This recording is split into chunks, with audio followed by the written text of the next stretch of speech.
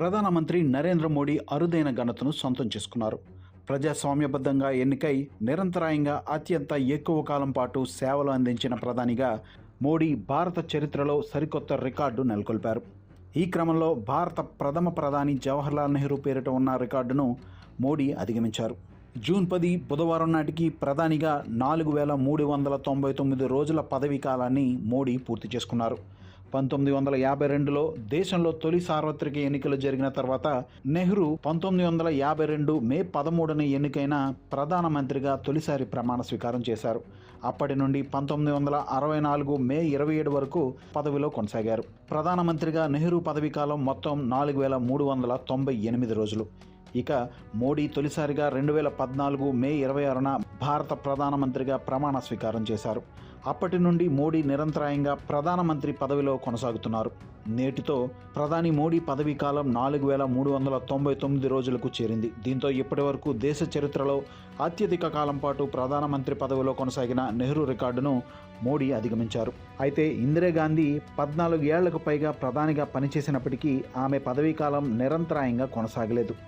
దీంతో 2014, 2019, 2024లలో వరుసగా 3 సార్లు ఎన్డీఏ విజయం సాధించడంతో నిరవధికంగా ప్రధానిగా కొనసాగుతున్న నేతగా మోడీ నిలిచారు.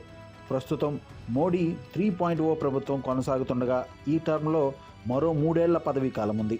ఈ క్రమంలోనే ప్రధాని మోడీ ఇందిరాగాంధీ రికార్డును కూడా బ్రేక్ చేసి దేశంలో అత్యధిక కాలం ప్రధాన పదవిలో కొనసాగిన నేతగా నిలవనున్నారు. ప్రధాని నరేంద్ర మోడీకి ప్రపంచ నాయకుల నుండి అభినందనలు వెల్లువెత్తుతున్నాయి.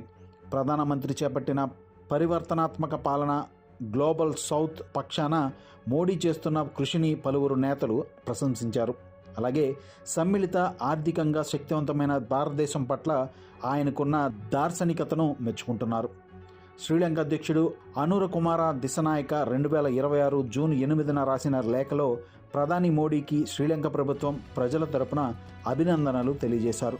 ఈ మైలురాయి కేవలం మీ పదవీ కాలానికి మాత్రమే కాకుండా ప్రపంచంలో అతిపెద్ద ప్రజాస్వామ్య దేశమైన భారత్లోని ప్రజలు మీ నాయకత్వంపై పదే పదే ఉంచిన నమ్మకాన్ని, విశ్వాసానికి నిదర్శనమని పేర్కొన్నారు. ట్రినిడాడ్ టొబాగో ప్రధానమంత్రి కమలా ప్రసాద్ బిసెస్సర్ కూడా ప్రధానమంత్రి మోడీకి అభినందనలు తెలిపారు.